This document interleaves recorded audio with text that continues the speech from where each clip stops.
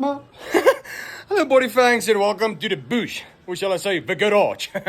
Yeah, what a beautiful sunny day it are there to take the kapokkie trokkie out on a little drive there in between the bushes and the wild and dangerous animals.